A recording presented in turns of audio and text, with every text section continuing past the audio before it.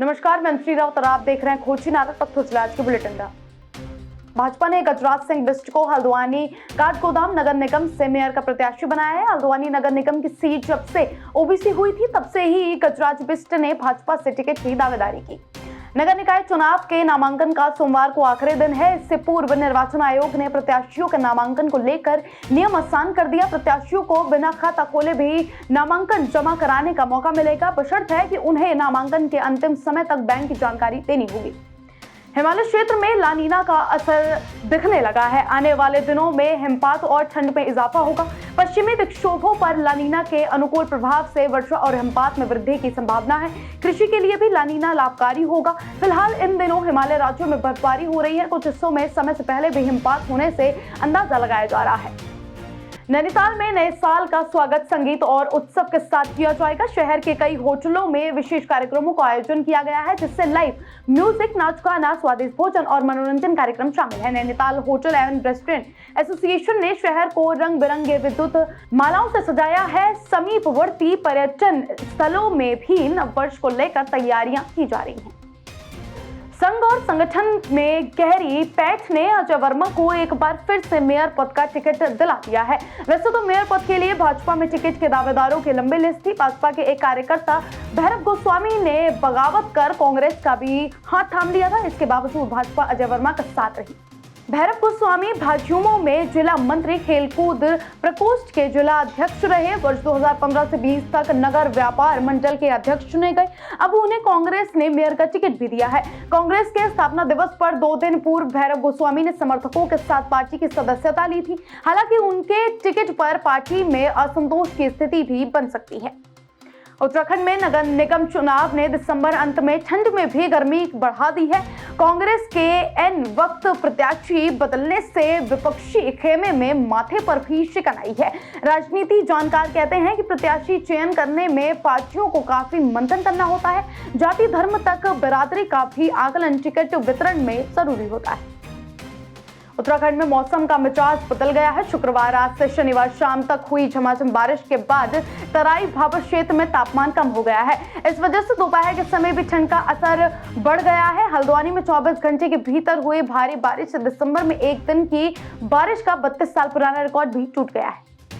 ऋषिकेश में कूड़े का पहाड़ शहरवासियों के लिए अभिशाप बनता नजर आ रहा है। करीब 40 से 45 मीटर ऊंचे इस कूड़े के ढेर की गंगा नदी से दूरी महज 250 मीटर है। ये पर्यावरण व पर्यटन के लिए गंभीर संकट तो बन ही रहा है, साथ ही इस क्षेत्र की परिधि में बसी हजारों की आबादी के लिए सांस लेना भी मुश्किल हो रहा है। आदर्श आचार संहिता लागू होने के बाद भी नगर निगम में नामांकन करने पहुंच रहे प्रत्याशी इसका उल्लंघन कर रहे हैं। रविवार को नामांकन करने पहुंचे भाजपा के प्रत्याशी ने आतिशबाजी की तो कांग्रेसियों ने जमकर नारेबाजी की। नवादा क्षेत्र में मारपीट में घायल हुए स्थानीय निवासी राजेश विश्वास की मौत हो गई। पुलिस ने गैर इरादतन हत्या के आरोपी एमडीडीए कॉलोनी निवासी सचिन थापा को गिरफ्तार कर लिया है। दोनों के बीच शराब के नशे में विवाद हुआ था। पेट्रोल पंप कर्मचारियों से मारपीट करने पर पुलिस ने 2 युवकों को हिरासत में लिया है। मामले में कुणाल सेठी की तहरीर पर मुकदमा दर्ज किया गया है। पुलिस आरोपियों की तलाश में जुट गई है। ऋषिकेश में गुरुद्वारा श्री हेमकुंड परिसर में श्री गुरु गोविंद सिंह जी महाराज के प्रकाश पर्व पर 15वां निःशुल्क स्वास्थ्य शिविर आयोजित किया गया। जिलाधिकारी समन बंसल ने शिविर में रक्तदान कर पुण्य अर्जित किया। उत्तराखंड में बिजली की दरें फिर बढ़ने वाली है। यूपीसीएल ने 12% की बढ़ोतरी का प्रस्ताव पास किया है, जिसे अब उत्तराखंड नियामक आयोग के पास भेजा गया है। आयोग इस पिटीशन का अध्ययन करने के बाद जन सुनवाई करेगा और अगले साल अप्रैल से नई दरें लागू होंगी। नए साल के मौके पर उत्तराखंड में पर्यटकों का जमावड़ा पड़ने वाला है। सरकार ने इस अवसर पर होटल, रेस्टोरेंट्स और ढाबों को 7 दिन 24 घंटे खोलने की अनुमति दी है। उत्तराखंड के प्रमुख पर्यटन स्थलों पर पर्यटकों की भारी भीड़ उमड़ने से राज्य में उत्साह का माहौल है। एसएसपी अजय सिंह ने गूगल मैप पर ट्रैफिक रूट अपडेट करने के निर्देश दिए ताकि पर्यटकों को किसी तरह की परेशानी न हो।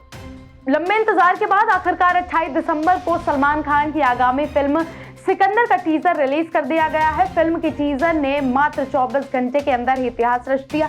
फिल्म के निर्माता ने सोशल मीडिया पर सिकंदर की इस अचीवमेंट पर रिएक्शन दिया है। ये फिल्म अगले साल सिनेमाघरों में दस्तक देने वाली है।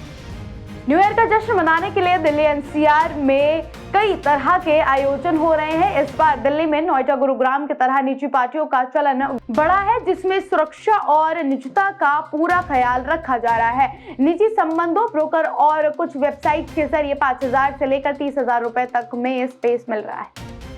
सर्दियों में घनी धुंध के बावजूद सीमा प्रहरी दुश्मनों को मार गिराने के लिए पूरी तरीके से तैयार हैं। विंटर मैनेजमेंट स्ट्रेटजी के तहत अतिरिक्त नाके लगाए गए हैं और आधुनिक तकनीक सर्विलेंस की मदद ली जा रही है। अंधेरे और धुंध में देखने के लिए उन्नत सेंसर, हाई डेफिनेशन कैमरे, थर्मल इमेजर और हाई रेंज नाइट विजन कैमरों का इस्तेमाल किया जा रहा है।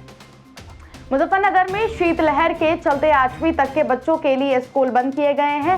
बीएसए ने सभी स्कूल संचालकों को निर्देश जारी किए हैं। परिषदीय विद्यालयों में चल रही अर्धवार्षिक परीक्षा अवकाश के बाद विद्यालय खुलने पर संपन्न कराई जाएगी। कक्षा 9 से 12वीं तक के कॉलेज खुले हैं।